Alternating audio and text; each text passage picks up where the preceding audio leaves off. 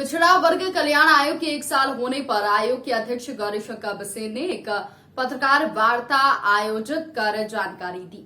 उन्होंने बताया कि हाईकोर्ट के निर्देश पर नियम का पालन करते हुए आयोग ने अपनी रिपोर्ट पेश की। इसके साथ ही निकाय चुनाव में हुई देरी के लिए पूर्व सीएम कमलनाथ को दोषी बताया। साथ ही कहा कि प्रदेश के पिछड़े वर्गों की सामाजिक स्थिति का अध्ययन करने के लिए सर्वे और शोध किया जा रहा है। इसके बाद ओबीसी के आर्थिक उन्नयन के लिए शैक्षणिक संस्थानों व शासकीय निजी सेवाओं में पिछले वर्षों के आरक्षण के लिए सुझाव दिए जाएंगे। अगले साल होने वाले विधानसभा चुनाव को लेकर गौरीशंकर बिसेन ने बड़ा बयान दिया है और साथ ही कहा कि अगला विधानसभा चुनाव मैं नहीं लड़ूंगा। अगर चाहे तो बेटी मौसम को टिकट दे सकती है। हालांकि अंतिम निर्णय पार्टी का होगा और जिसको टिकट देगी उसको जिताने का हम काम करेंगे।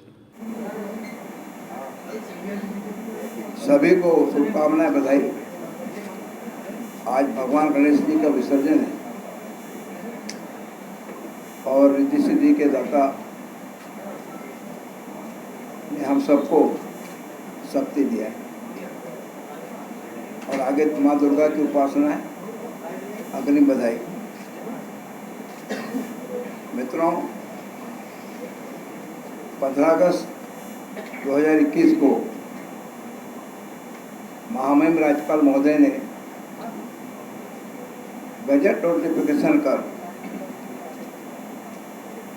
ओबीसी वेलफेयर कमीशन का गठन किया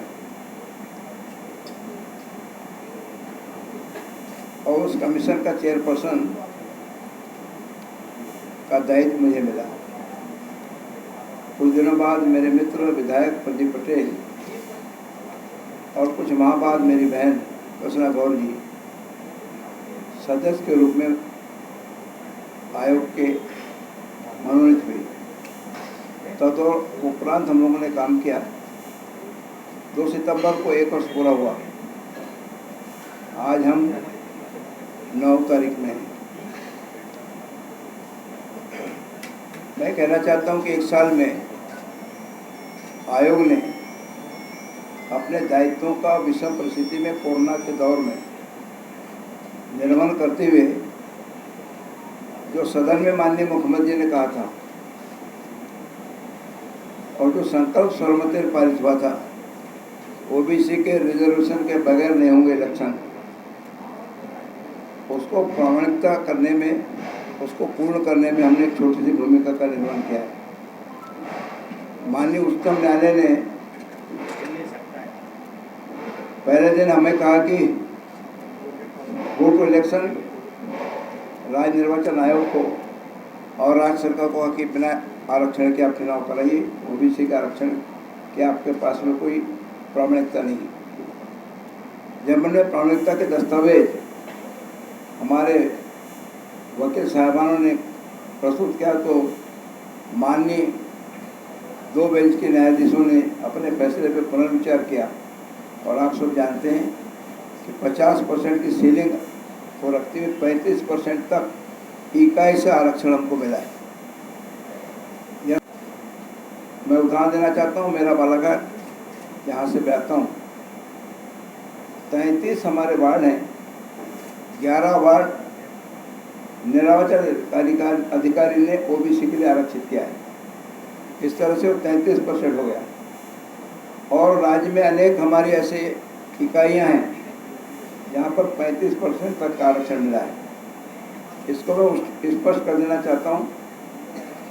उस इकाई में एसटी का जो है मतदाता, एससी का जो मतदाता है, उसको मिलने वाले आरक्षण से बचा जो से 50% का डिफरेंस वो ओबीसी को मिलेगा। इसमें हमारा अलीराजपुर झाबुआ में हमारा निश्चित रूप से पॉपुलेशन कम है और इसलिए वहाँ पे ओबीसी को प्रतिशत कम बैठेगा।